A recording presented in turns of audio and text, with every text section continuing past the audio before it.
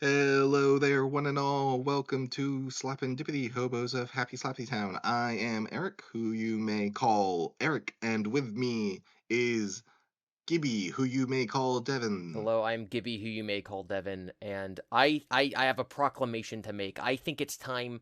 I, I, I think, and I want you to stand with me on this. I think we need some female women. I think we need some female women.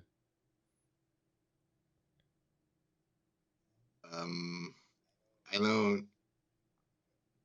What? I What? am just so done with male men. Okay, the amount of package issues I've had over the last week is insane. Package Yes, issues? like UPS And delivery. women don't have The package male issues? men are screwing me over, so we need some female women. So you want male women?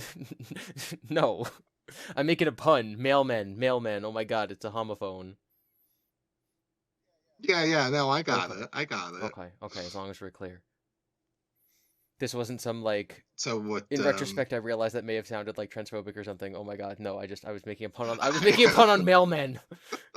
Ah! Yeah, that's why I did not say Didn't even much think, and just let you didn't expand, even think that. We're just gonna keep going. Okay, I have some steamroll that. serious mail issues right now. Oh, that still sounds wrong. I, I have federal postage issues. There you go. This There may you be the go. worst, the worst start we've ever had. Okay, I blame you. okay. Couple weeks ago, some of the people, some of my employees slash friends were graduating. Right, it's big grad time of the year, and so my coworker, fellow manager, bought graduation presents for two of our friends who were graduating. And they were like unique items that she found on eBay, right? They were signed photographs. So it was like a one of a kind, this is an item I want. She buys them. She wants them to be here in time for the graduation day. And one of them gets lost in the mail. No. Like the tracking says it's at this post office. And it was just there for a week. And she's like, Mm, So she contacts the guy, and he's like, "Oh my god, that's crazy. This has only happened to me once before. I'm so sorry." He ends up like refunding her and sending her something for free. So like super W for that eBay seller. But the fact is that she got something lost in the mail, and it was really upsetting because she wanted, like, again, one of a kind thing. It was important, and it was important to get here at the right time. So just upsetting. right. Now, one of the quote unquote issues that I have with this situation is like, if the mail is marked being at that location, then theoretically it is still at that location. Theoretically, every single other person involved in the chain of moving the mail from one spot to another could, like, read the address label, right? It's not like it got damaged or got wet.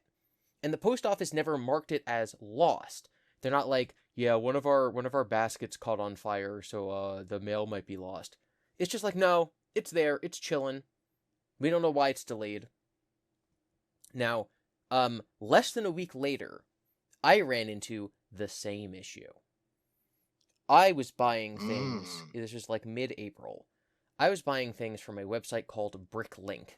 Bricklink is a third-party Lego selling website. With that said, the Lego company, I think, actually purchased it, so it's actually not third-party, but whatever.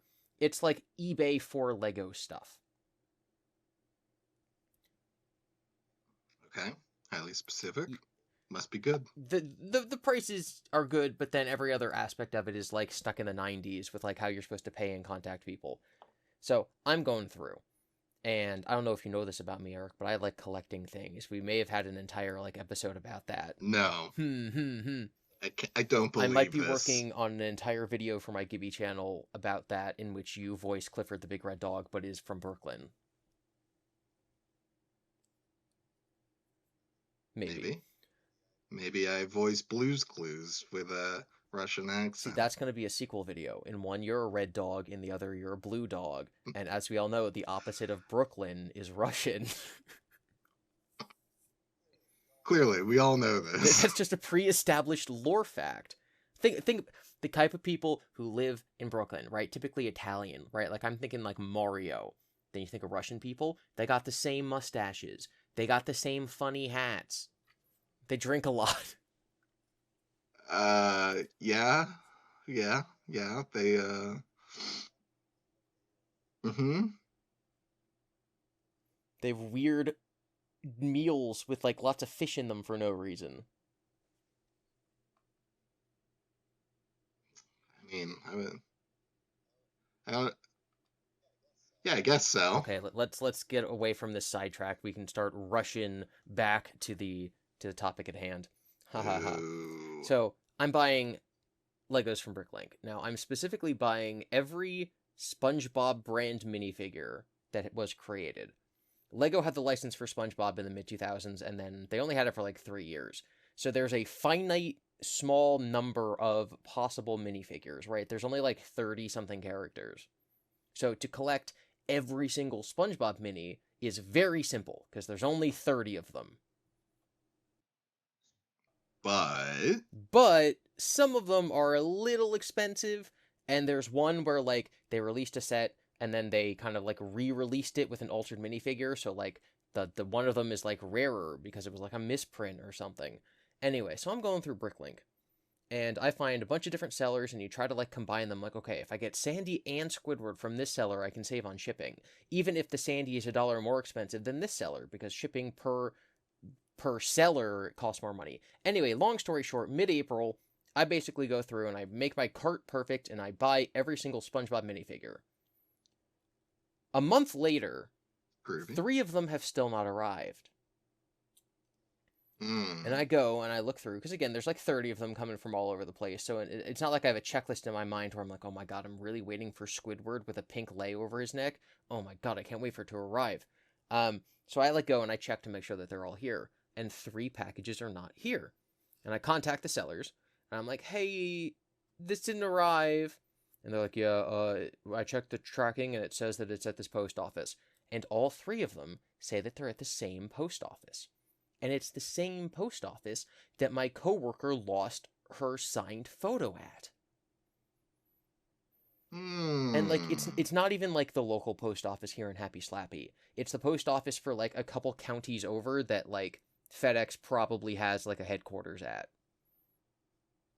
Mm-hmm. So I'm like, okay, well this sucks. So I go through and I find this form that you can fill out for like the United States Postal Service.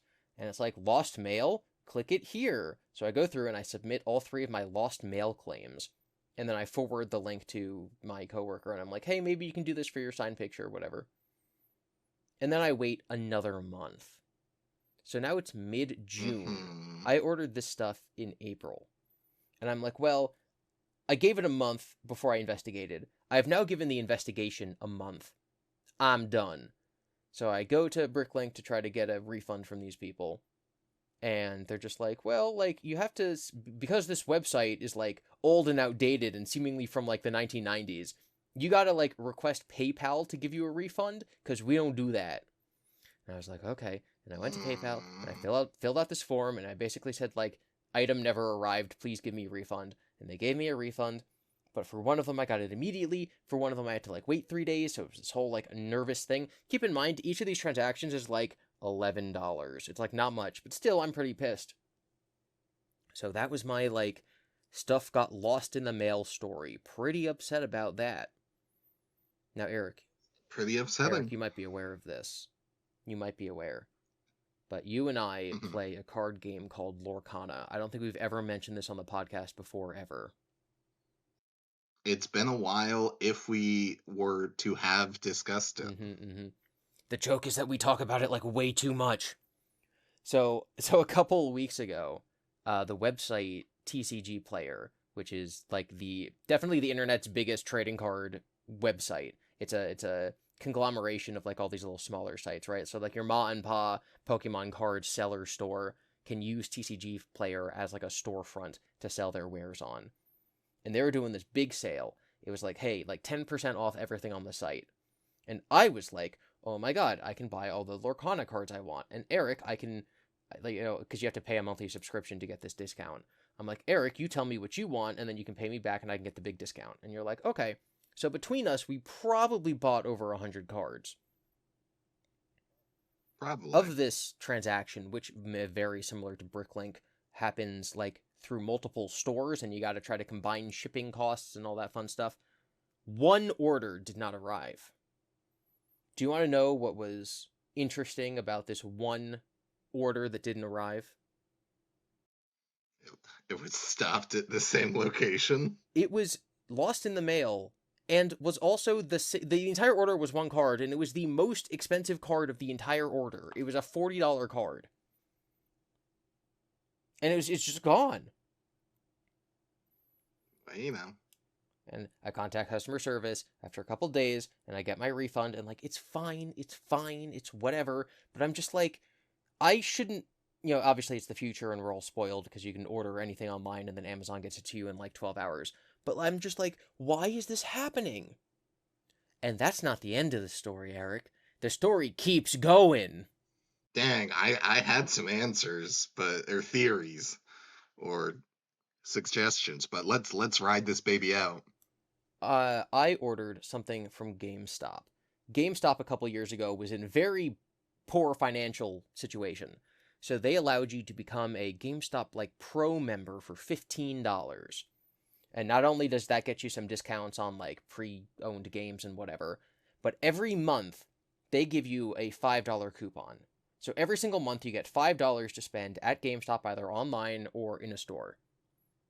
Now, I don't know if you know this, but there's 12 months in a year, and 12 times 5 is 60. So for $15, you can get $60.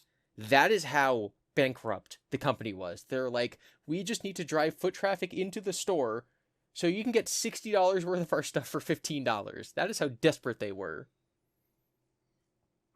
Yeah. So between me monthly having this... No, you continue. You go. Well, if I'm not mistaken, just to clarify, you can't like stack up the $5. You have to spend the $5 during that month because it doesn't roll over into the next Correct. month. It expires at the end of the month. What our local GameStop manager says is that most people just use it to walk in the store, buy a single pack of Pokemon cards, and leave. Sounds about right. But because I am Mr. Deal follower, I'll find something I want. Let's say it's a $6 thing, and I'll only pay $1 and use the $5 coupon, right? Like, I use all of it. So I also usually combine it with whatever sale they have, because they're always having stuff on clearance. Or they're doing like, hey, special this week only, 5% off this. So you combine all the sales and deals. So there was this pack, it's a collection, it's a Pokemon card thing. It's not a single pack, it's a thing, it's a full product. And I order it from GameStop. And I'm like, very cool. And then after a couple days, I get the email, and it says, hey, your package was delivered. And I go, and I look at my front porch, and there's no package. And I go, and I look at my mailbox, and there's no package. And I go, and I look at my email, and it says, your package has been delivered to, 123 Main Street. And I'm like, I don't live on 123 Main Street. I live under a bridge. Like, they just shipped, like, on the shipping label, they just sent it to the wrong place. Like, it wasn't even, like, remotely correct. They just, like, made up an address. They're like, it's going here. Okay, it's all good, all good, all done. We delivered it. You're fine. That is weird. It's baffling how that could even happen. The driver was like, just chucked it and was like, good enough. It's on someone's... No, Eric, that's the next story I haven't gotten to yet. On this one, clearly, like What? the wires were crossed somewhere in the shipping area, because they were like, this package is supposed to be at 123 Main Street. And I'm like, no, it ain't. So my last and final story, and the very frustrating one, was I have a great need for a very high capacity storage device, like an external hard drive, and I calculated that I needed about 24 terabytes. Right. A terabyte being 1,000 gigs. Correct. Yeah. Baby numbers. I found a website that was doing a sale, like a proper brand. It's not like Temu. Um, and the bigger hard drives were sold out, but I could get two 18 terabyte hard drives for roughly $500. And that would allow me to do the project I'm doing, and that would also give me some like wiggle room, right? Like, just a couple, just like 10 extra terabytes there, it's whatever. So I go, and Mm-hmm. they're all on sale right now. And I go, and I place the order, and it's all good. And I'm expecting this to take like a week minimum, because it's not like Amazon, they're not going to be here in 24 hours.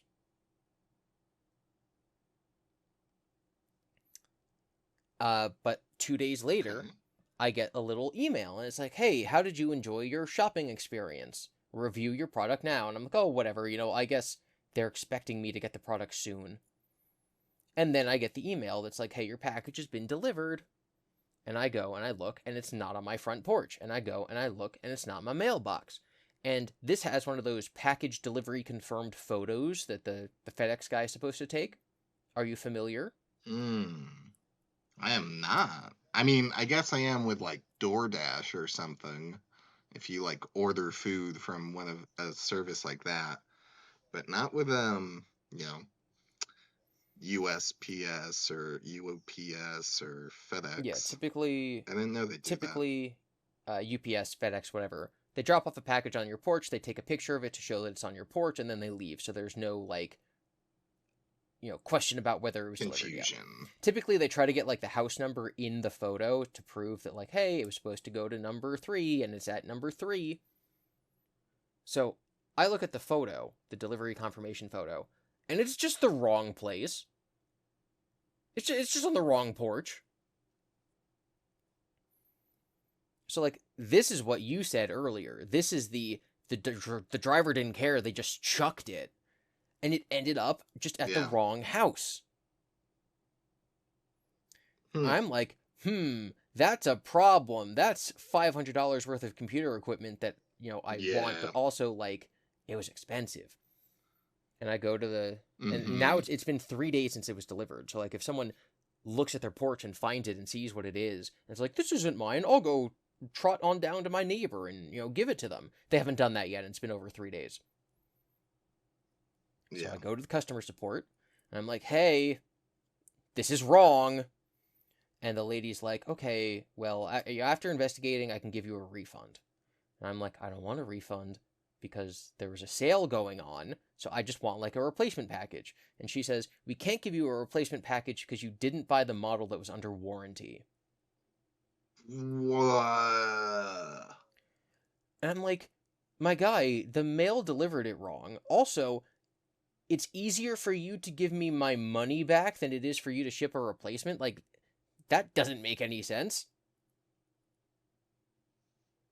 Eh, everything's digital So with the they give money. me my money back.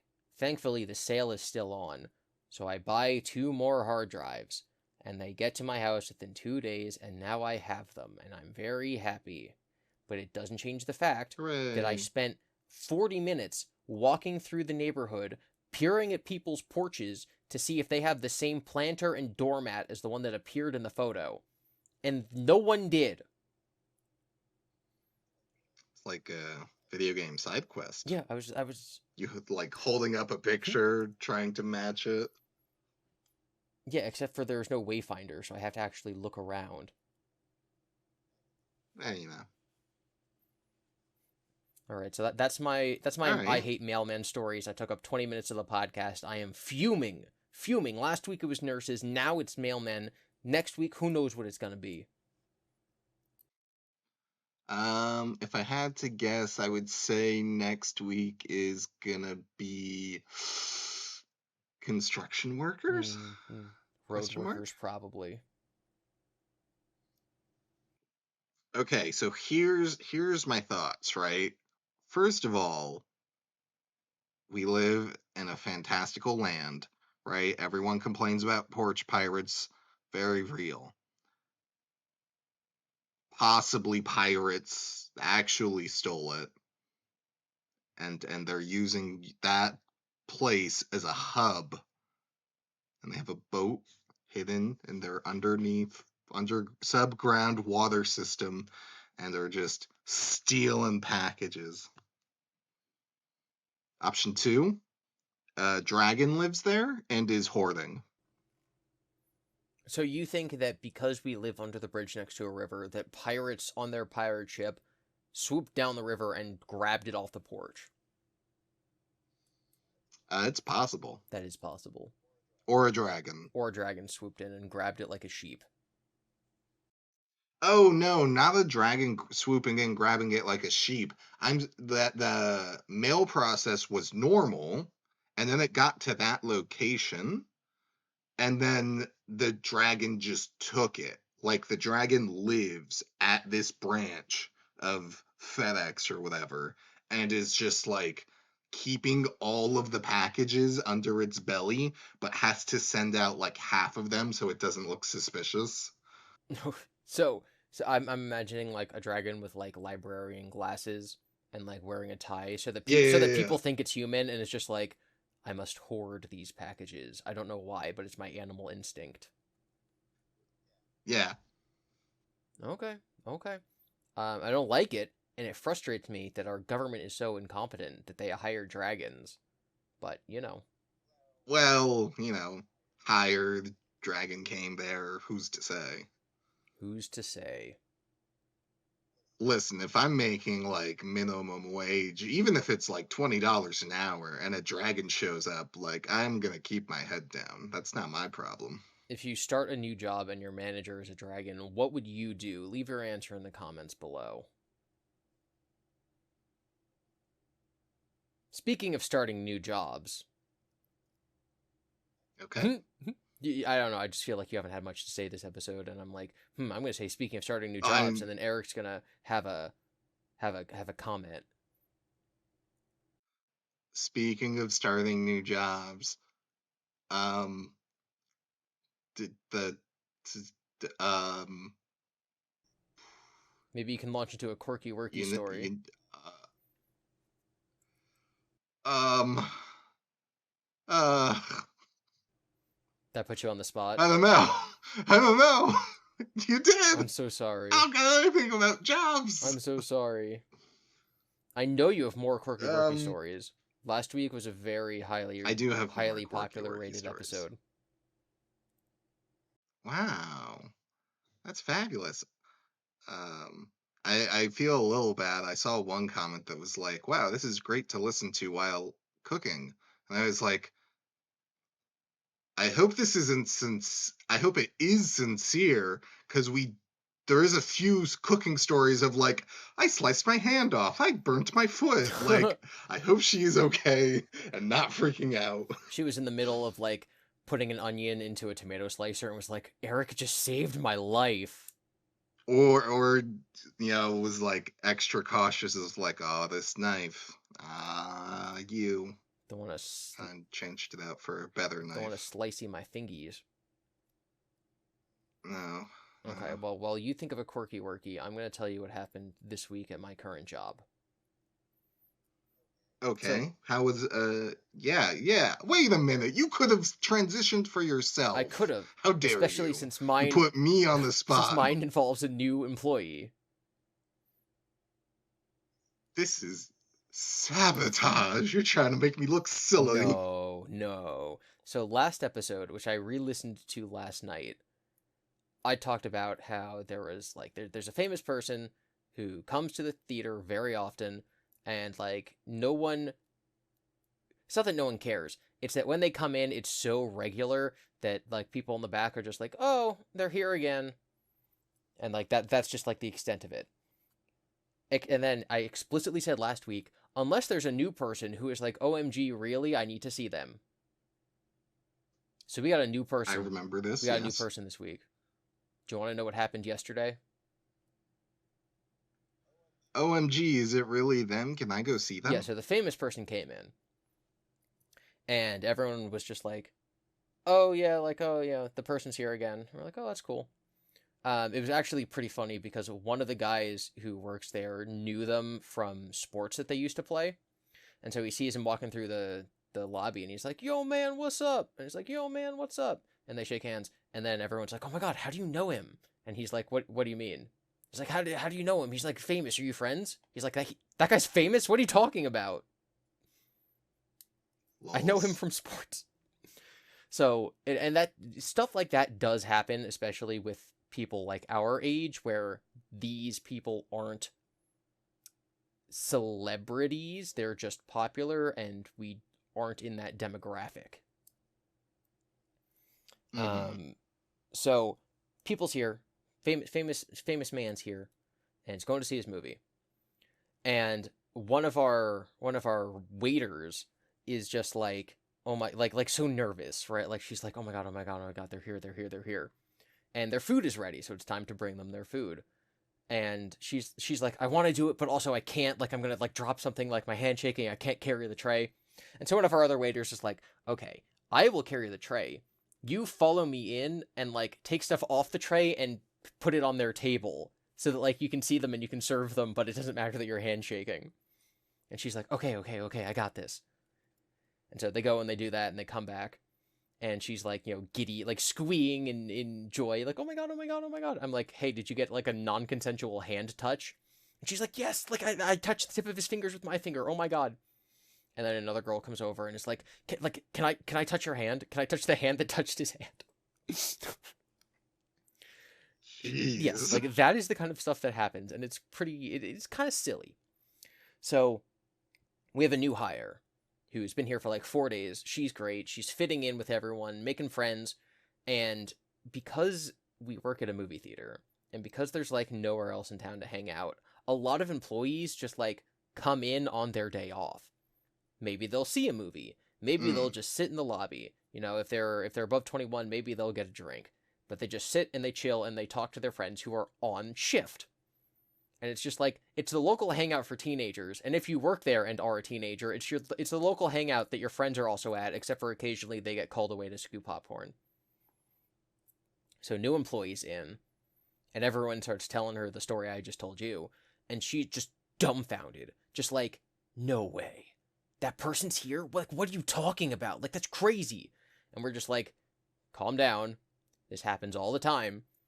So she like sits at like one of the tables to like position herself so that she can watch everyone who exits that theater when the movie's over, so she can like get a glimpse of him. And so all the girls then are like sitting in that area waiting for the movie to be over, and then when it's over, one of them's like faking taking like a selfie Snapchat, but is actually filming with her back camera to like watch him leave. And I'm just like, this is like, that's just stupid, right? Like on our staff we have girl who's going out of her way to film the back of this guy's head, and we also have guy who knew him from high school who didn't even know he was famous. Yeah, that's taken straight out of a story, It's ripped off a like, page. I'm sure people at home can like imagine this happening in like an episode of Drake and Josh at the movie theater. I think The so. funniest part to me was that the guy, whenever he comes in with his friend or his girlfriend or fiance or whatever, and like he doesn't have to be the one to like order the food, right? But like he does, because he's chill, because he's just like, yeah, this is a movie theater. I'm going to the movies. It doesn't matter. So he comes Right. out like and like knocks on the door to the kitchen holding a popcorn, and he's like, we ordered popcorn with no butter, but this one has butter. And I was the one who like approached him, and I am like, okay, oh my god, I'm so sorry. And I took it, and then I went in and I was like, hey guys, we need a popcorn without butter. And typically what we do, our policy is that if a customer like hands us an empty cup to get a refill, or they're like, hey, there's something wrong with my whatever. If a customer touched it, even if they didn't like take a bite of the food, we throw it away for germ reasons. So I'm like about to throw it away, and then I'm like, wait, no, I have a better idea. So I put it on the counter. I put it on the counter. No. I put it on the counter, and I get the guy his unbuttered popcorn. And I go to the girl who was like squeeing in excitement and who like unconsensually touched his hand. And I was like, hey, so I saved No. the popcorn he ate out of for you. Do you want it? And she looks at me and she's like, this is so embarrassing. I'm like, yeah, of course it is, because you're acting crazy. And she's like, no, he's still right on the other side of the kitchen door. I think he heard you. No. No. And my No. like my face turns white, and I'm like, I'm sitting here telling these people how silly they're being and like how stupid this is. And I just made a joke, right? Like my joke is how ridiculous it would be if she actually wanted the No, but popcorn. now you're one of And them. I'm like, You're one of them but if he now. heard that, he wouldn't know that the joke was at her expense. She would just he would just think that I'm gonna Weird. acrylic. I'm gonna put his popcorn in acrylic and sell it on eBay. So I'm immediately just like, oh my god, I have ruined everything. And I peek around the corner and he's not there, so he didn't hear it. But for a moment, I was like, I need to leave. I need to leave the state. I need to change my identity. This is the worst. Well, for all you know, he did hear it and then sprinted It's like, oh away. my god, they're on to me. They're bottling my my my Yikes. greasy finger popcorn.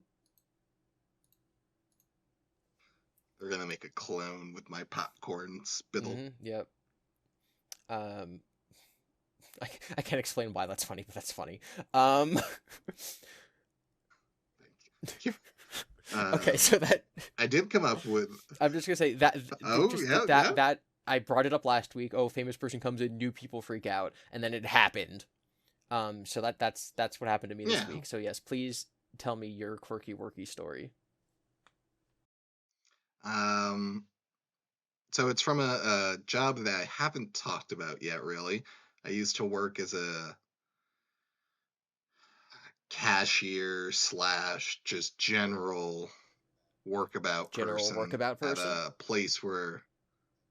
Thank you. Where you could just you could buy things for like roughly $1, and I have two stories. One I'm a little unsure if I can say. I guess it would be Having heard fine. this story, you have to tell One, it. You must tell this story. uh, the less interesting one is just working cashier and seeing the type of people that would come in.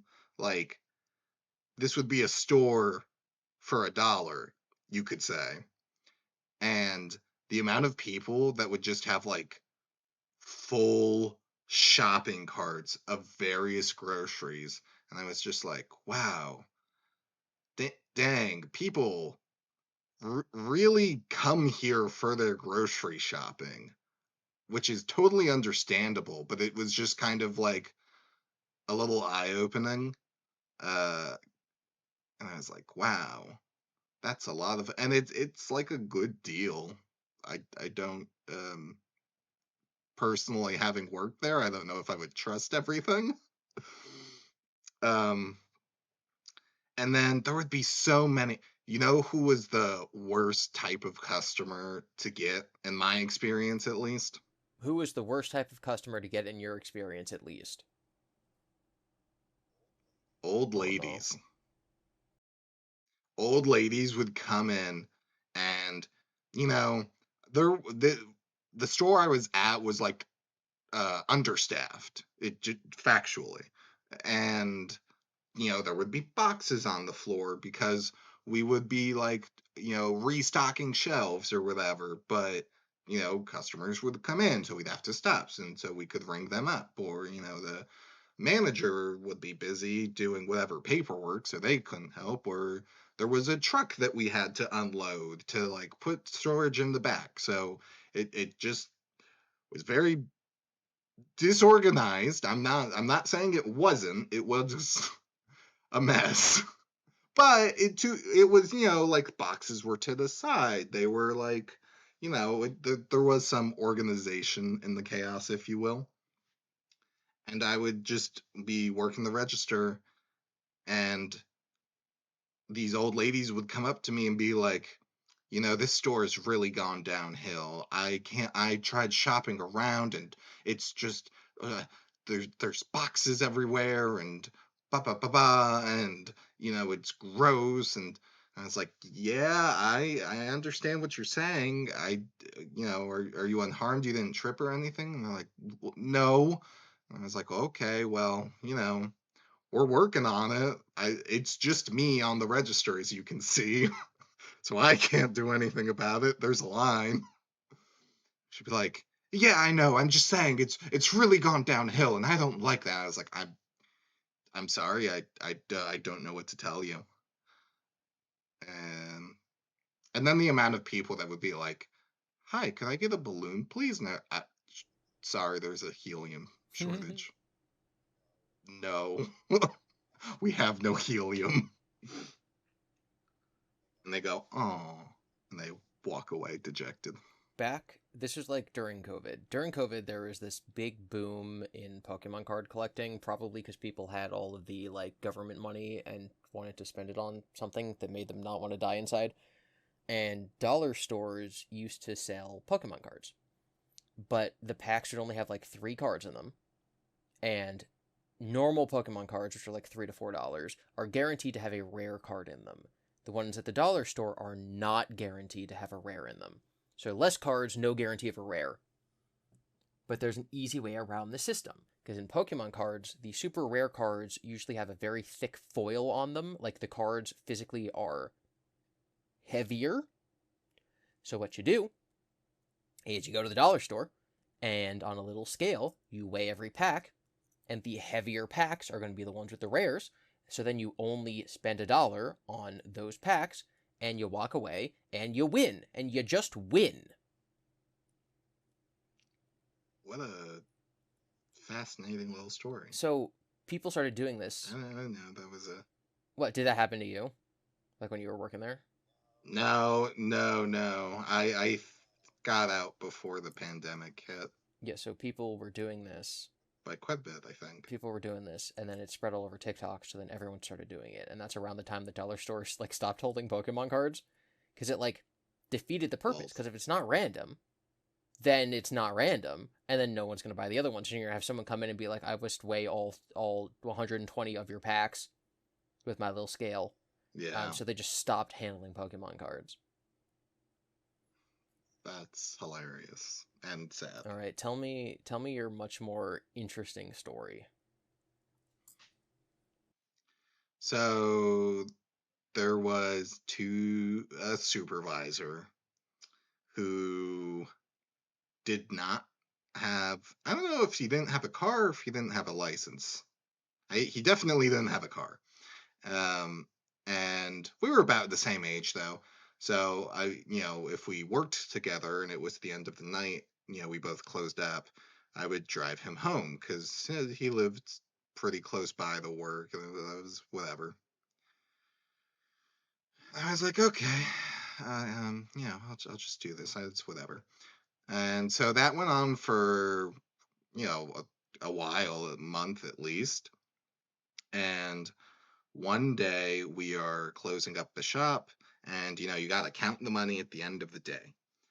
And we counted up the money, and he was like, "Oh, we're $10 over." And I was like, "Oh, well, that's weird. What do we like?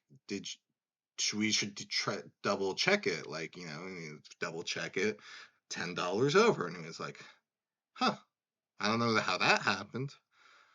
And then he took $10 from the safe and went yoink.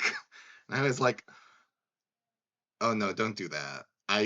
And people about from our podcast might not know this about me, but I have a decent sense of justice and moral compass, or to my own at least. I don't know. I like to think I'm a relatively stand-up person, and he took this $10, and I was like, hey man, don't. I will not be comfortable if you take that money. Please put it back. And he was like, "No, it's just the company's money. Like, screw them. Like, you know, not our problem." And I was like, "There are cameras literally watching us, and I will not be okay with this. Put it back, please." It was like, "No." I was like, "Ugh, bleh." And sure enough, we closed. He still needed a ride. And I had already told him I would. So I am driving him to his place, and we were still on this money, and I was like, you need to do something with like, and he was like, hey, you've been driving me back to my place every time we close, like when, like this can be yours. Wouldn't you like that? I can finally like pay you back a little. And I was like, yeah, it would be nice, I guess, but not with that money. And he was like, you said it'd be nice. And he like put it in my cup holder. And I was like, no. And I took it from the cup holder and just kind of threw it at him because I was still driving. And then he like put it in the, I forget the name for it, but you know how like in the front seats of the cars, there's the little door thingy on the roof of the car that you can bend down to block the sun. Usually Like has a a mirror sun in it. visor. Yeah, the sun visor. So he opens the sun visor, puts the money in that, and then closes it. And I was like, no. And I wasn't going to try to take that because I'm still driving. So I drop him off, put the car in park and everything. He gets out and just books it because he knows that I'm going to pull the visor down and try to chuck the money back at him, which I do. Which, so he leaves. I am now stuck with this money, and I go, oh no, oh no. So I drive myself back home. I and it's late at night at this point. Not super late. I want like maybe 11 o'clock, maybe 10, and I call a different supervisor, and I'm like, "Hey, so I just closed with so and so, and there was extra money, and he took it, and now he left it in my car, so I have it, but I don't want it, and And he goes, okay, we'll deal with this tomorrow. And I was like, okay. And tomorrow comes. The money is regretfully put into my wallet just so I don't lose track of it. I go into work the next day, and yeah, the other supervisor had explained to the manager what had happened, and the manager was like, okay, do you still have the money? And I was like, yes, it's right here. And she was like, okay, good. Like, thanks for telling us. Like, you're not in any trouble, obviously. I was like, cool, thanks. I, t- I took the money out of my wallet, gave it to them, and the weight was lifted. And she was like, well, I do have to fire the supervisor that took the money, though. Like, I can't not do that. And I was like, okay. So he gets fired. He's beyond pissed at me. He is like cursing me out as he leaves the store. And I was like, in my defense, I did tell you I would not be comfortable with it. Um, and that's about it. And he never worked back at the store, although the manager did say that she like, I guess when you fire someone, you can be like, oh, I would recommend them to come back and work though at a later date. So she like filled out that part. Because he was a nice guy. He did. I mean, he was a little lazy, but he did get his work Yeah, he was done. so nice that he gave you Um, $10 he stole from the register. yeah, and you know, and the last little piece off of that is, I was working there. A snowstorm hit as I was working there, and I was like, oh no. We get a call on the phone being like, hey, are you guys still open?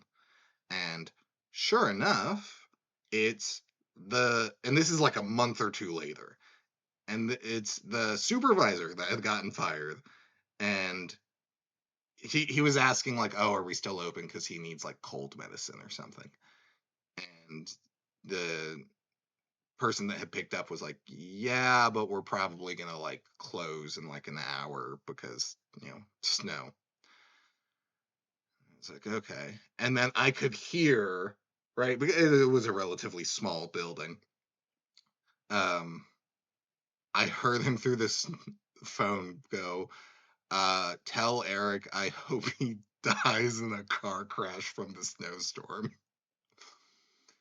And sure enough, they hang up and they go, Eric, so and so wants you to know. And I was like, I heard them. I was like, they were like, yeah, yeah, that's pretty brutal. And I was like, yeah, yeah, it is. I don't think I've ever made such a bitter, like, made someone so bitter. And I understand why, obviously, but like, dang. Yeah, that's the biggest Um, enemy you ever made. yeah. And with hindsight, like, I don't know. I understand, right? Like, it's the company's money, screw the corporations, etc. But it's also just like, just silly to me still. I don't regret what I did. No, you did the right thing, and it's so Like, funny that it was over $10. Like, but it's just, well, yeah, yeah, that's also part, like, what, like, why, like, uh, uh, I am very, I don't know. I do think corporations need to be taken down some pegs, but like going about it that way doesn't really do a lot. Uh, it also just makes it awkward for everyone yeah, and involved. like as the person who counts the drawers at the end of the night at the theater, like, yeah, there are some nights where we're $10 over, and there are some nights when we're $10 under, and they balance out because cashiers make mistakes. If we took any money that was like over what we're supposed to have, but then didn't replenish the money we're under, that's like just a lot of money that would be lost. It's like built into the system. Like yeah, you're going to be off in both directions, and it's going to be even after a certain amount of time. Hmm. Yeah, so that's just like crazy. Yeah, yeah. So, yeah, and I haven't seen them since, and that's for the best. Yeah, but like I don't know, like that's scary, I guess, because he like, he knows where you live, he knows where you work, he's from here, he could get you at any moment. But I gotta say, until you get yourself a hater that's willing to pretend to rip a tooth out of his head and say that he wants you to die and he's gonna cast some dark magic at you, do you really have haters? Yeah, in the grand scheme of things, I feel pretty safe. I mean, in the grand scheme of things, I Truly feel pretty nothing has safe from happened. Jacob Sockness, but that doesn't change the fact that he despises me. Sure. I'd like to think that he has moved on. Your guy, I have no idea. I have no idea what he's been up to, but yeah, no, a few years ago when I foiled his plans of sneaking into Chris Chan's house and then squatting there so that he couldn't be removed, and then like forcing Chris to be in love with him. Um, yeah, he doesn't like me. He blames me for that not working, even though I'm 99% sure that I'm not the cause of that. Basically, very long story short, and also there's probably a lot of people out there who don't know who Chris Chan is. Do not look it up. Um, Jacob was on a train going from where he lives in California to where Chris lives in Virginia, and Chris called him and told him to like turn around when he was in Chicago, and so he had to go home.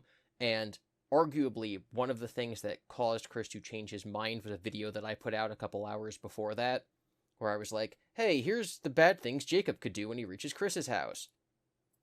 All of Chris's friends were yelling at him, telling him like, "Hey, don't let this happen." And they may have been like, "Look at what Gibby said." But that's not confirmed, and I don't think that's true. But Jacob certainly believes it's true. Wild, Yeah, yeah. So he's wild. casting all this dark magic on me. Maybe that's why your mail has been all messed up. Yeah, he's like ripping out his hair and like using it to make a potion because he thinks that he's an alien princess god. And really what happened is that 3 years after he cast the spell, the mail lost my Lego minifigure.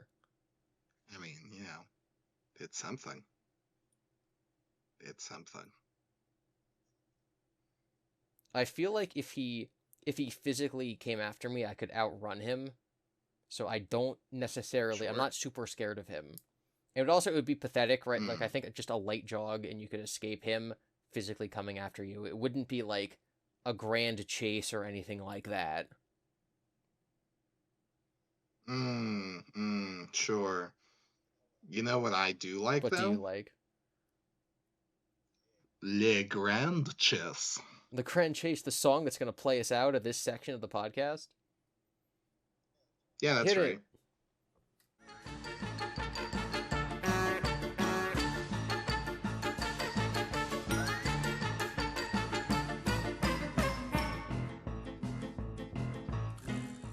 Hello, I hope that everybody enjoyed Le Grand Chase. This is typically where we'd have our mailbag segment, but we actually did not receive any emails or comments this week. So instead, I'm just going to jump into a question that I have for Eric. Devin, Devin, Devin. What? It's not that we didn't get them. Oh no. It's that they're hoarded at the The Happy location. Sloppy Post Office Dragon receptionist took all of our fan mail.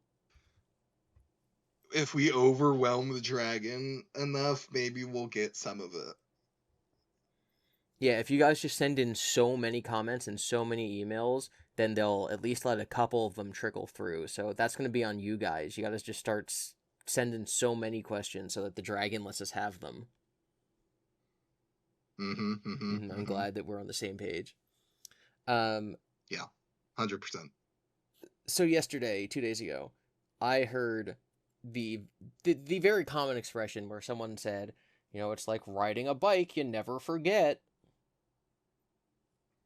Right? So that made me stop and think, like, okay, when was the last time I was on a bike? And I thought, I'm like, okay, it's it was on this time, so it's been a couple years, and like I know that, like, yeah, I'm never gonna forget how to ride a bike. Like the sensation once you get the balance and stuff down, you don't forget how to ride a bike ever. Like it's true, it is so true that you never forget how to ride a bike. And I was Mm, thinking, like, hey, I don't own a bike currently, but like if me and my friends wanted to go bike riding, like that would be a cool activity to do. And then I stopped and I thought, sure. like, what if one of them doesn't know how to ride a bike? You teach them? But it just like it blew my mind that I was just like, I guess you can't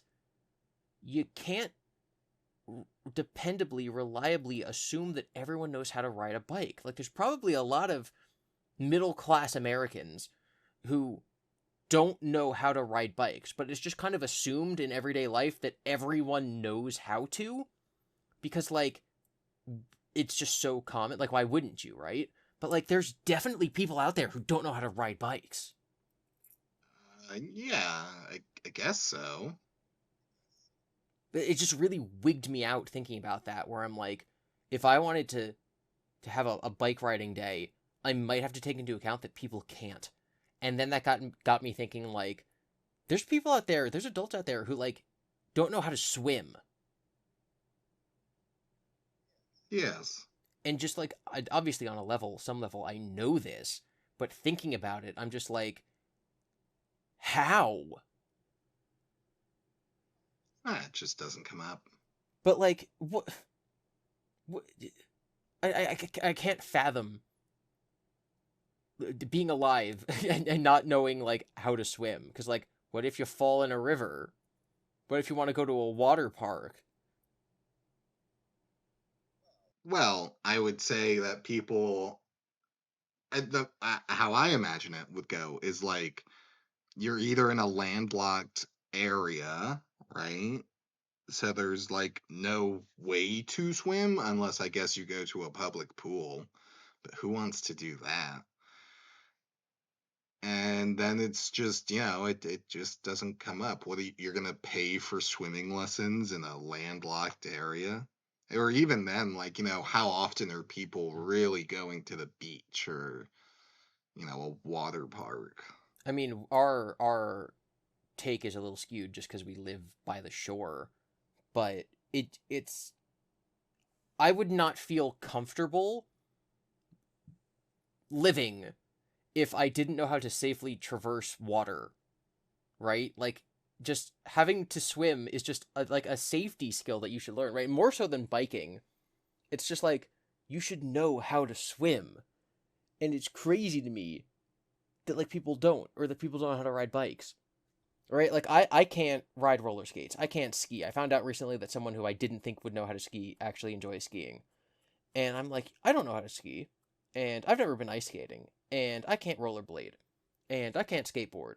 But to me, those are more like activities or sports than something like riding a bike, which is a normal mode of transportation, or swimming, which is a thing that you should just know how to do. Is it a thing you should just know how to do, though? Do you know how many animals are born knowing dogs can just swim? You just put a dog in water and it's like, yes, I swim. I am swim dog. But where are you going to practice swimming if you don't have the resources to practice swimming? Yeah, like I'm sure the people who like live in cities where there's no town pool and they're not by the ocean, whatever, like don't have the opportunities as children that other like people who live in the suburbs or rural areas do. But like even if I was in that situation as a parent, I would never allow my child to not learn how to swim. Like that would be that's just up there. It's like look both ways before crossing the street. Here's how to doggy paddle. What do you think is going to happen? Someone's gonna fall in a river. That's what's gonna happen. Why are they falling in a river? Cause like it could just happen. It's not if you. Like imagine your kid goes off to college and they're there and someone's like, "Yo, let's go party at the lake," and you have to worry like, what if my kid falls in the water and he doesn't know how to swim? Like just think of the avenues of I activities that mean, you're cut off from if you don't know how to swim. you just can't go. You can go to a lake and just sit and and and do that. That being said, though, there have been stories of people like pushing their friends into like beaches and lakes and whatever, and not knowing that their friend couldn't swim, and then they are rushed to the hospital. Yeah, because like again, it would never occur to me if I'm speaking to a person. I'd never stop and ask myself, do I think this person can swim? Because like yeah, they probably can. It's like it's similar with something like chess or poker, where I'm just like, yes, like everybody knows how to play chess. Everyone knows, like they might not be good at it, but like you know what the pieces do. Everyone knows how to play blackjack and poker, but then like they don't, and that Yeah, astounds me every time it happens. that's because it's an old thing. That's old. Who's playing poker as a child or Everyone, I played so blackjack? much poker as a child. I played like, it's so weird. It is so weird to me. I'm like, how? But then I Well, like kind of like what you just said, right? It's like, it's not like when I was in fourth grade, the teacher taught everyone what the pieces in chess do. But now that I think about it, they absolutely should. Everybody needs to know how to play chess. balls. Like, I'm sorry, but they do. Well, for what? It's just it. For the chess tournament coming up? Yes, like I am a firm believer. I'm a big critic of like the way that our me and you like we were taught things in school. I'm a big believer in the cultural canon. I'm a big believer that like yes, everybody needs to read Shakespeare. Yes, everybody needs to read The Great Gatsby because everyone needs to know these references that people are going to make. There needs to be like it is important in your education to understand the culture that your culture is built off of. Like, I don't care if you're not going to be a painter. I don't care if you don't appreciate the arts, but everyone needs to know who Picasso was and what his blue period was, and everyone needs to know how he died, and everyone needs to know, like, oh my god, I meant Van Gogh. I said Picasso. See, this is why we need better education, Eric. If it wasn't for my family already owning a chess set and my brother teaching me, I would not have learned how to play chess. Yeah, and that's crazy. It's crazy world. Like people, ever again, people should know. Children should be taught what the pieces in chess do. I hate the argument that like I'd Shrug. hear. It's like, why do we need to read Shakespeare? He's just an old white guy. I'm like, but so many works of art are built off of the things that Shakespeare either created or popularized. That to have modern media literacy, you need to understand the classics. And we can put other types of classics in there, right? Like, I think that everyone needs to have an understanding of the invention of jazz, because that's a distinctly American style of music that was created here. And we should know the history of it. And we're not taught it. So I'm not just saying, like, oh, old white European things, but like anything that's culturally significant because it created something that via a chain effect now is impacting the modern culture. Like, people need to know these things. And I think it's crazy that people don't know how to play chess. I've even done like logic puzzles like in high school where it'll be like, you know, if the horse moves here in chess, then like what is the opposite move that the bishop can do? And it's not like a question about chess. It's just like trying to figure out pattern recognition, right? It's one of those things where it's like, oh, the pattern is 1157. What figure out what the equation is? And it's just like horse moves here, bishop moves here. And if you don't know what the pieces do in chess, then like you can't operate you can't you can't answer that question if you don't know what the pieces do in chess. And it's crazy to me. I don't get it. I don't agree. I think we need fourth grade chess class. So what I'm hearing is that you want a dedicated class in public schools specifically for SpongeBob media Yeah, literacy. I think we need a culture class. And I don't just mean history of the arts, like, oh my god, let's look at the Venus de Milo. I mean like I want someone to teach me I want to learn in school the names of the four Beatles. You know what I don't know is like I'll hear a song and I'll be like, I don't know if that's AC/DC or Led Zeppelin. But like there should have been a 70s rock culture 70s 80s rock culture song, and you can talk about like how this, these styles of music were like born out of like protests for the Vietnam War, and how it went on to like influence like, oh, this was this generation's music, and then grunge came along in the 90s, right? There can be like a Kurt Cobain lesson. SpongeBob, Mm-hmm, mm-hmm. uh it's not that I don't think it's as culturally important, but it's like, I think SpongeBob could be touched on in some sort of like children's media conversation, but I definitely think that like explaining to a modern child like, hey, The Simpsons is that thing that exists that you're aware of. Here's how important it was in the 90s. Mm. And then you can throw this is kind of I don't think this is equally as important. I was reacting to an interview. One of the most famous, one of the biggest Five Nights at Freddy's YouTuber, his name's John. Um, he was interviewing the developers of the most recent games. And in the most recent Five Nights at Freddy's games, there is something in the games that is a very obvious pastiche or allusion to The Legend of Zelda. It is an 8-bit style game that is it is Zelda. And this isn't hidden lore. This isn't deep meaning that, people need to study. It's just like, this is a reference to Zelda. And it just like is, right? It's the lineage of video games. This is a Zelda reference. And as part of the Zelda reference, they have one character who speaks in broken English.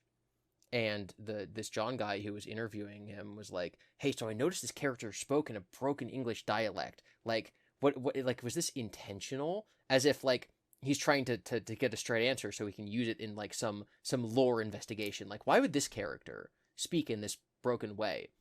And the guy who was interviewing was like, "Yeah, it's a Zelda reference." Because like in the original Zelda game, there'd be a bunch of quotes that's like, "Dodongo dislikes smoke. It's a secret to everyone. Take this. It's dangerous to go alone. Take this." And so this adult man in his 20s, who can't recognize a Zelda reference when he sees it, is like not being able to interact with this piece of media, this Five Nights at Freddy's game. And those games are typically played by even younger people, right? Like imagine a 10-year-old who's trying to play this game and doesn't understand this reference to this video game from 1986. And I just take it for granted. Like, yes, of course, everybody everybody has played the original Legend of Zelda. But like they haven't. And this, Even I haven't. yeah, but do you know it's dangerous to go alone, take this? Do you Well, know that yeah. Link wears green and looks like Peter Pan? Yeah, like Yeah. it's do you know that like the three heart symbols in the corner of the screen is like a Zelda thing? Yeah. So like the via cultural osmosis, you've understood these references to this very influential and also popular piece of art. And so you understand it to the degree that is necessary to interact with art that is pastiching it. But if you like have never heard it, then it's I don't know, it's mind blowing. Back when I was teaching English, um, at the time this was a timely reference, but I was teaching what an allusion was with an A, allusion, not illusion. An allusion is when one work references another. Okay, so like in Star Wars, right? The Empire could be seen as an allusion to like Nazis because their colors are red and black and white, and they're called stormtroopers, which is what the Nazi soldiers were called, right? So like that is it's an allusion to real world history and World War II. Or you're watching SpongeBob and Patrick is like, "Hey SpongeBob," and SpongeBob's like, "Hi Patrick," and then they go to the Krusty Krab, and then and SpongeBob's working in the kitchen in the Krusty Krab, and he's like, "Good morning, Krusty Crew," and then Squidward's like, "Oh my god, I hate being at my job," right? Like that's an allusion to my life because that's how I feel.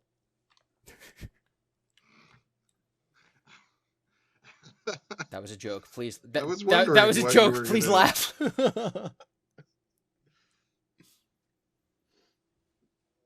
Oh my Okay, goodness. so again, an allusion is a reference from one piece of media to another piece of media.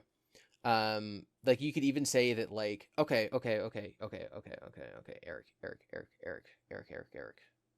Mr. Eric. Devin. We have done plenty of allusions on this podcast, including quoting SpongeBob. That's where I should have gone. We have alluded to SpongeBob in various quotes that we've said. I don't know why I'm Sure. going over this for so long. Okay, so in my high school, the high school English class I was teaching, I had to explain what an allusion was. Now, in that week's episode of the very popular series The Walking Dead, they made a literary allusion a very key plot point.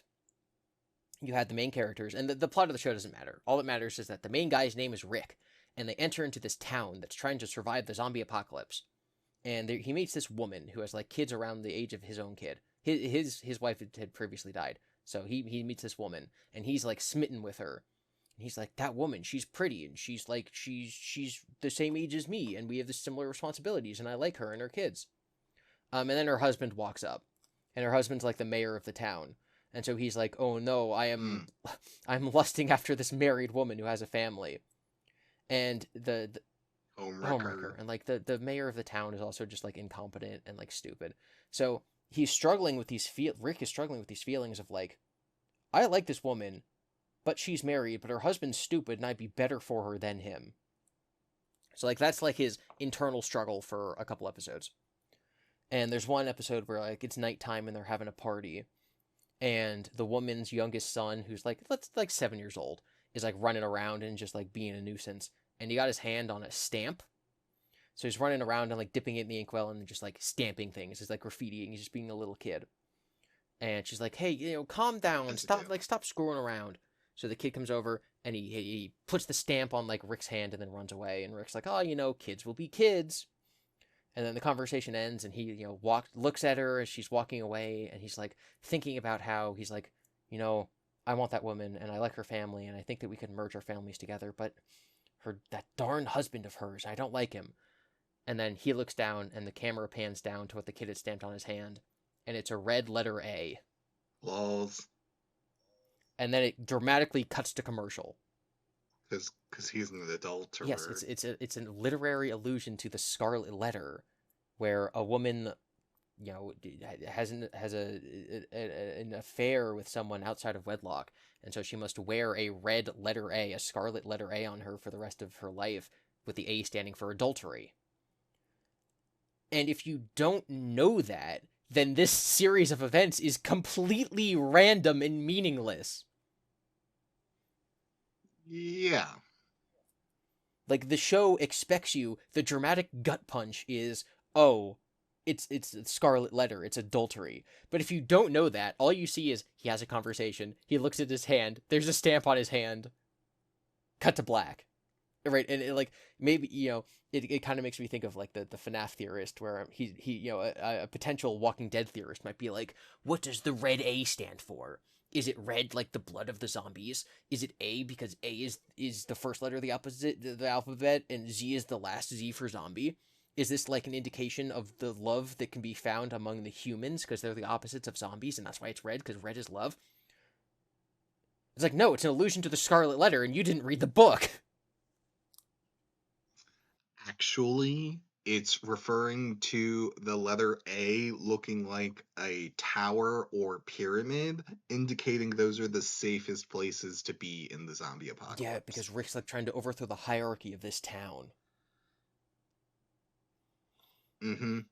But yeah, like, my Definitely. point, I guess, is like, there's not a scene in the episode where Rick like walks into his house and he's looking at Carl and he's like, that kid stamped a letter A on my hand and it reminded me of the novel The Scarlet Letter, which is making me rethink my adulterous thoughts. Like, that doesn't happen because the show assumes that you understand the reference. Hey, you know, And like, I I, I personally think that everyone would understand the reference, but like, I also know that they wouldn't. is that what happened when you were teaching English? Kids were like, Mr. Devon, what? I don't get it. No, they were all like, we don't watch The Walking Dead. Oh, I'm like, I'm trying to be topical with the rip. kids, but uh-oh, whatever. That's a true story that actually happened. I use the example anyway because to me it's just like, so if I'm in a conversation with someone, again, I just kind of assume they know how to swim, they know how to play chess, they know what the Scarlet Letter means in the Scarlet Letter, and if they don't, They know that SpongeBob is an allusion to your yeah, life. they know that, Mm-hmm. SpongeBob is, his figure. He's supposed to be commentary on like, he is so satisfied and finds his personal identity in this low end minimum wage burger flipping job, right? Like, you're supposed to understand that that is not a job that most people would want. That most people would want to make more money. That, flipping burgers is literally the go-to like insult for someone whose job is meaningless and simple.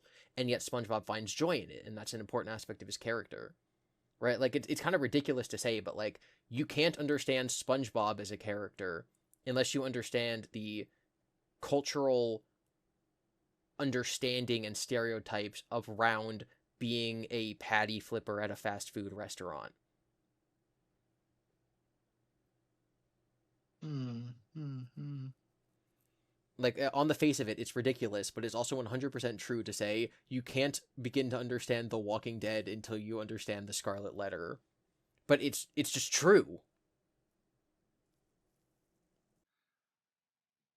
But do you also need to uh what extract every potential value from anything that you consume? Like you have to. Do What I do you mean? need to know every single piece of thing for me to be able to watch one piece of media? Right? Like The Walking Dead. I'm sure they made other allusions to other things as well. So if I understand the broad points of it, but yeah, and like I've read Shakespeare and whatever, and so I get these Shakespeare allusions, but I just Scarlet Leather slipped by. Am I gonna miss out so vastly that I'll be like, no, now I don't understand anything Well, I think in the whole if show. you're trying to analyze The Walking Dead as a piece of art or a piece of media, then you need to understand the Scarlet Letter. If you're a passive watcher, you can just be like, I don't know what that scene was about, and then keep going. But if you're trying to Hmm. interact with art, which is what, that YouTube video essayists, that's what they do, and you don't understand the thing that the original work is alluding to, then like, you don't fully understand it, right? And this is huge in Star Wars, and I promise I'm not going to talk about Star Wars for that long, but like, if you don't know Seventh Samurai and Hidden Fortress, and you don't know Flash Gordon, then like, you cannot begin to understand Star Wars. And like, that's just true, and it's boring homework, but like, it's true. I have a great example. I did not watch. You Sorry, really Yep. quick. I didn't watch any of those, and I watched Star Wars because you forced me to. So you ruined Star Wars for me. Yeah, well, like, most people are gonna watch Star Wars when they're 9 years old, but like when you're making video essays on YouTube, if you haven't seen George Lucas's like, oh yeah, THX and American Graffiti, like you gotta watch those if you're gonna be making Star Wars video essays. A great example of something like this happening where I was not aware of the illusion. It's an episode of How I Met Your Mother, and the character of Marshall is like walking down the street, and for some reason he's like disoriented, and he's like he's no understanding of where he wants to go in life, and he's like confused, and he's like I don't know what my purpose is, and he looks up and he's at like a crosswalk, and he looks up and he sees a stop sign, and then he looks to his left and he sees a brick firehouse, and he's like, I know what I need to do. I need to call my wife. And he turns around and he asks a guy for his phone. And this like middle-aged black guy is like, yeah, I can give you my phone, but like, who are you gonna call? And then Marshall's like, oh my god. And to me, as a person viewing this, I'm like, this is just like, am I supposed to get? Is there a joke here? Like what? This is just seemingly Hmm. like I thought the joke was like Marshall is disoriented, and so he's looking around at nonsense, and it has given him divine inspiration. And it's like, oh, he would have come to this conclusion himself because all he needed to do was see random nonsense. That's not the Hmm. joke. Do you know what the joke is? Ghostbusters. Yes, the stop sign, which is the Stop Ghost logo, the firehouse where the Ghostbusters are based out of, the random middle aged black guy was the actor from the movie, and he says the line, who you gonna call? Ghostbusters. So, like, it's. Yes, and then it cuts to Marshall in the apartment, and Lily's like, you can't be a Ghostbuster. But, like, yes, that series of images made absolutely no sense to me because I didn't know that they were operated out of a firehouse. I didn't know that that guy was the actor. I don't see a stop sign and immediately think the Ghostbusters logo. So I'm just sitting there like what is going on? This exact same kind of experience I think that somebody watching The Walking Dead who didn't know the Scarlet Letter would have. So like I've been on both sides of it. The difference is I think that like I guess Ghostbusters iconography is less culturally relevant than Shakespeare. I don't know if that's controversial, but I'm gonna stand by it. You stand there. I'm gonna sit down. You're not gonna take a stance. When I watch, I know I'm not dying on any of these hills.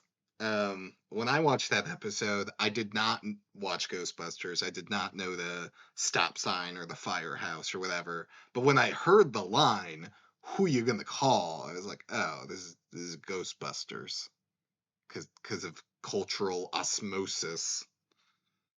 One of the things to bring up my own point on this subject that I think is kind of interesting is watching anime and not growing up in the culture. Mm-hmm.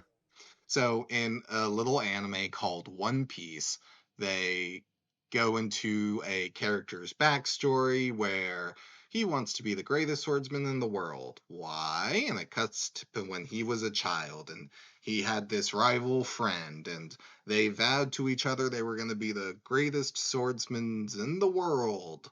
At least one of them, one of the two of them. That was the promise. And so then it, like, cuts. We don't know how much time has passed. And it's like, okay, your friend is dead, and she had an accident and fell down the stairs. And the scene plays out, and it's like sad and whatever, and it cuts back to the present. And then allegedly, and I say allegedly because it's been a minute and I haven't done my homework, but I think it's still relevant. But don't call me out on it. Um, when in Japan, allegedly, when someone commits suicide, the family will use phrases like, oh, they fell down the stairs to like not have the shame that like someone took their own Mm-hmm. life. And it was from like watching this video on YouTube, like explaining this thing, and because it was like really weird of like what she like fell down the stairs and dies, like that's weird, but I guess it happens, but like there and So having this context was like, oh, this is a lot more sad than I initially thought it was. Um, so just bringing that up for the sake of understanding cultures and regardless of location, makes it pretty And there's interesting. obviously things like, idioms and cultural norms and like phrases and expression, and even like puns that exist in one language and not another that like create associations between two things. Hmm. Yeah, those things, if you aren't aware of them, will make it more difficult, if not impossible, to fully appreciate a piece of art. Yeah.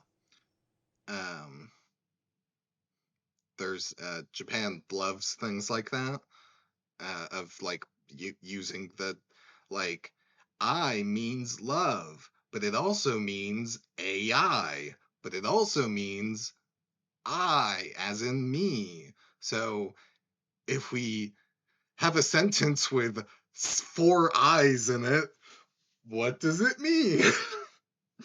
um, it's crazy.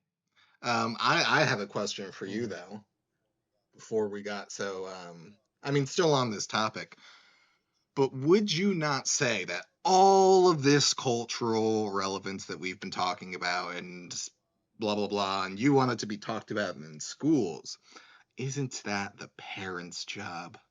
I think that no, for the reason that you were just kind of saying, like, your parents didn't teach you how to play chess, your brother had to.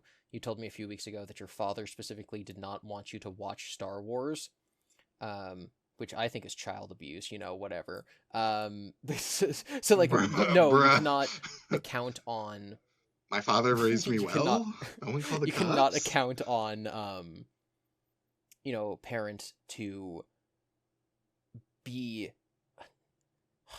I don't know. Like there's latchkey kids, right? Or there's people who are in foster homes, or there's people whose parents just don't have that knowledge themselves. And I think that if school is going to exist, if we're going to pay people to teach someone math, then school should also teach people how to be media literate, and should also teach people cultural references that they'll need to understand.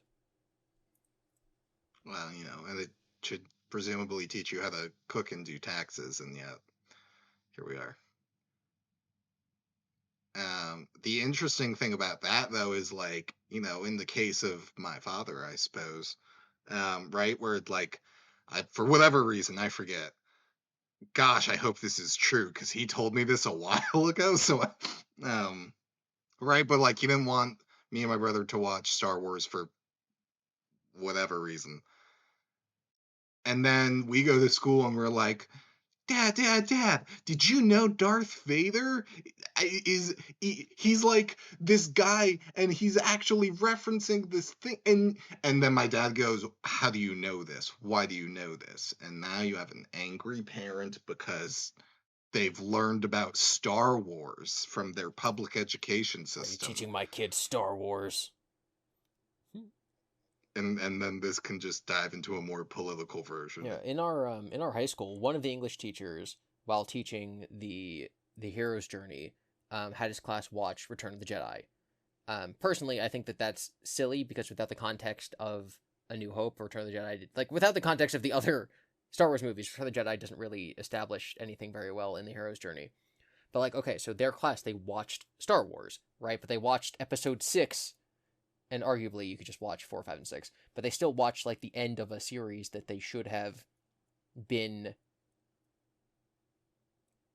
I don't know, like if you've never heard of Star Wars and someone puts on Return of the Jedi to try to teach you a concept, I don't think you're going to get it.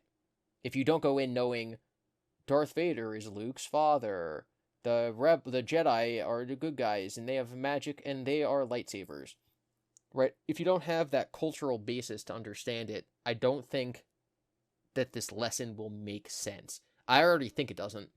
But I can't imagine showing that to someone without the expectation that they at least know the basics of Star Wars.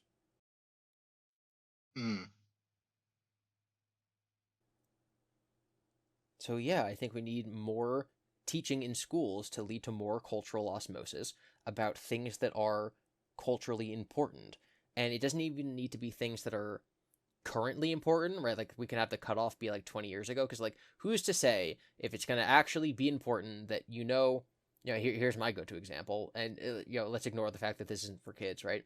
But like people will probably say 10 years ago that understanding Game of Thrones is a hugely important because of how much it's referenced in other popular culture, because of how much people talk about Game of Thrones. And then it ended, and its cultural relevance has become basically zero because of just how much people hated the Mm-hmm. last two seasons. And like it's just I know that there is a spin-off, but like it's just died. People aren't referencing Game of Thrones anymore. Mm-hmm. And so the only thing that's important to really understand from it going forward is just people loved it, people hated the ending. That's the joke. Now No, it's it's dead. dead. Okay, so I have a thing kind of related, but not really. Devin, both you and I play a little video game once upon a Mm-hmm. time called Kingdom It's Hearts. very good that you said Once Upon a Time there, because it's based on Thank Disney you. fairy tales and stuff. Yes, it is a video game with that's a RPG, and you go around worlds and you save the day. But the worlds that you go to are different Disney intellectual properties, like Aladdin and The Lion King, and so on and so on. So I, while not having seen Star Wars, have seen a lot of Disney movies.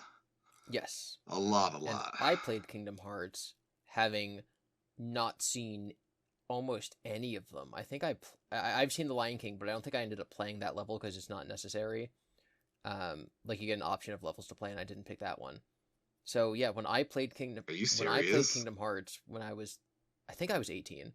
Um, I have never still have never seen Aladdin, Cinderella, Sleeping Beauty, Mulan, Tarzan, You're playing their hard game. Alice in Wonderland. Um, I've never seen any of those movies. I've still never seen Beauty and the Beast. Um, I thought, okay, actually, Eric, I don't know. Is Hollow Bastion an original Kingdom Hearts level, or is that Yes. Beauty and the Beast? Because that's when Beast shows up in the first Kingdom Hearts game, and there's no other Beauty and the Beast reference in that game. No, that is its own world. Beast is just a Okay, so I badass. kind of always thought that that was a Beauty and the Beast thing until it appeared in Smash Brothers, and I'm like, Oh okay, my this is probably not a goodness. Disney thing then. No, Yeah, so it is not a Disney I thing. played this game with zero cultural understanding of any of the things that you're supposed to be getting. I've seen Pirates of the Caribbean, which is in the second one. I've seen the original Tron, which is in the second one. And then as you move forward in the franchise, there's like Toy Story. I know Toy Story.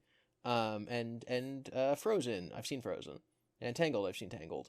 Um, but yeah, I have not seen really any classic Disney movies, so I did not fully understand what is a reference and what is not. What is this trying? What is the? I know that there's a clock tower in London in Peter Pan, and when you have a boss battle like in that area, I know what the reference is, but I've never seen Peter Pan. Shame. Shame upon you and your family. For me, it was a lot of fun because I went to go.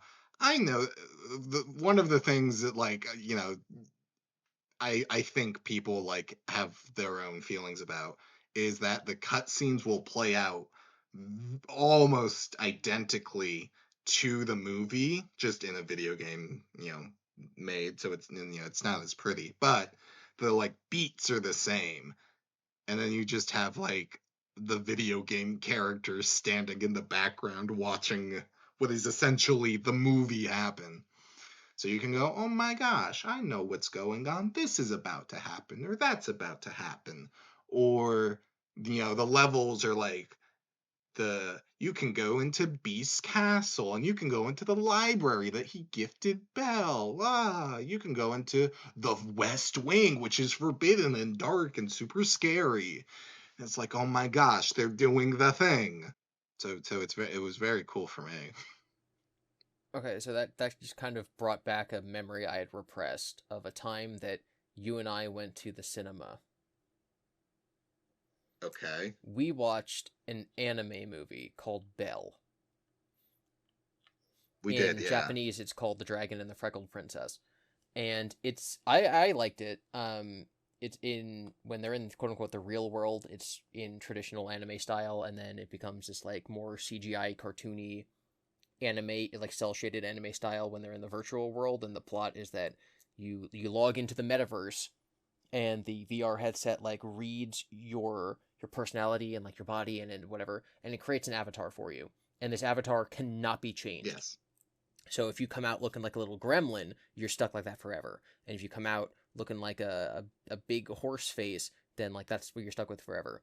And so this little shy girl who's like not pretty and not popular, but she can sing really nice, comes out looking like this beautiful, pop sensation star style, influencer type, just this beautiful, beautiful girl. And so she's able to become famous in the virtual world while still just being no one in her regular world. And there's this story, there's this like abused kid whose like profile is a dragon, but it's like this whole thing. Um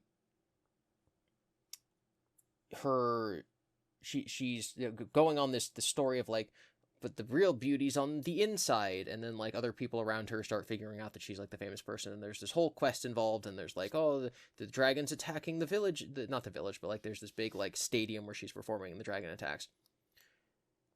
About halfway through the movie, there's a scene in which she ventures to the land that the dragon lives in and goes into his castle. And there's a shot where you see a rose in a glass container, and then she leaves. Yep. And then these like they're like knights or like policemen like surround her in this desolate area after she's left, and then the dragon comes in and saves her. So the Hmm. character named Belle goes to the beast's castle, sees the rose in the glass vase, leaves, gets attacked by these wolves, and then the beast comes and saves her. Yes. Straight And up. that's because the entire movie is Beauty and the Beast, the Disney version. It is a retelling of the Disney version of Beauty and the Beast. Yes and And no. as someone who has never seen that, I saw like literally the only iconography that I understood was the rose, and even the main character's name being Belle, didn't give it away. Was lost Yes, upon you. so I'm like the rose, and then I was able to put it together. I don't know. I think going into it, you knew it was like a Beauty and the Beast thing, but like I don't know at what point It you did. would have recognized that that's what the movie was doing. When the name of the movie was Belle is when I recognized. There are so many few Bells in movie with as much Mhm. prominence as Belle from Beauty and the Beast. Yeah, and even the dragon and the freckled princess, the beast and the beauty. Yeah. Um, it's just like so overtly what the movie's trying to do, and you're supposed to understand it going in, and I didn't. Mm, mm. And it hit me like an epiphany, like that's what's going on. Yeah. Yeah. And that's just not the experience you had Nope. because you were more culturally literate than I was. Yes. Um, we don't have to. I could talk about that movie for a while because I think it's very confused as a movie. Oh, I don't remember most of it. We can make that a genuinely, we could do like a video where we discuss that over on our other channel, Puff and Muffler. I suppose. I suppose. Hmm. People might want to subscribe to Puff and Muffler. There might be some new content in the near future. Link in the description if this is on YouTube.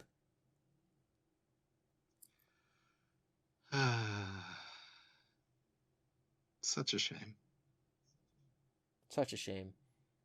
You know what I was thinking about when we were talking about people who can't ride bikes? People that do triathlons. Yeah, or people who climb mountains. Me and you went on a hike recently. Yeah. It was fun. We got to watch the sunset on this mountain peak. I got to check out and show off how good my camera was. I got some beautiful shots of you in nature. Our friend came with us. He peed off the peak of the mountain. It was a good day. Yep. Yep. Yep. Just remember, kids, you should always touch grass. Even if you have very strong opinions about anime movies and you sit here and you talk about why everyone needs to read the Scarlet Letter, it's always good to go and touch grass sometimes. It makes you feel good inside and outside. Yeah, where you're supposed to be. You're supposed to be outside. And I guess that really that's the moral of the story, which is if you have as strong opinions as we do about these things, you should go outside. Don't actually watch or read the Scarlet Letter. You should be outside watching and reading the Scarlet Letter. Kids these days with their fiction books, they should be climbing trees and farming. Farming? Yeah, they got to make corn. I'm hungry. I want corn. Popcorn. That could have went so many ways. Yeah, well, the way it's going to go is that you need popcorn for this episode of the podcast we just recorded because it's literally feature length. You can't put that at the ends. People are going to think we're silly. Silly boy. We are silly.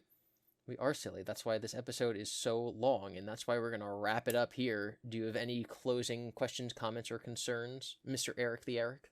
When I was driving home, I looked up and saw the mountaintop we were standing on, and I realized someone legitimately could have seen our friend P off the edge of the... If they had binoculars or a phone as great as mine, yeah. Ugh. Ugh. That's what... Why are you reacting that way to thinking about watching our friend P? Well, no. The idea that you're driving, you look up, and you see someone standing on this mountain ledge, and you're like, what's that guy doing? And you dramatically zoom in with your phone, yeah. That's about it. I might, you know what? Kill the dragon and save the day. Get your mail. Or negotiate with the dragon. Oh my gosh, we need a knight and a princess. We have a dragon. We just need a knight and a princess. Yes, in a Slapendipity Hobos of Happy Slappy Town's official version of Rock, Paper, Scissors, it's Knight, Princess, Dragon. We established this many, many, many episodes ago. Yeah, but now we have a dragon at the mail office. So we need to get a princess and a knight to the mail office. Yes.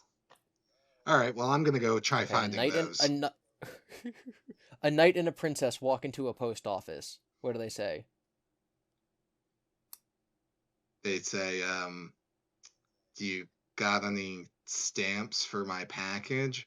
And the dragon goes, no, but I have a stomp. And he tries to stomp on them. And he stomps on the princess. Uh-oh. And the knight goes, I just wanted my SpongeBob minifigure. Well, I hope you enjoyed that. Goodbye, everybody. I don't think you did. Bye, everyone.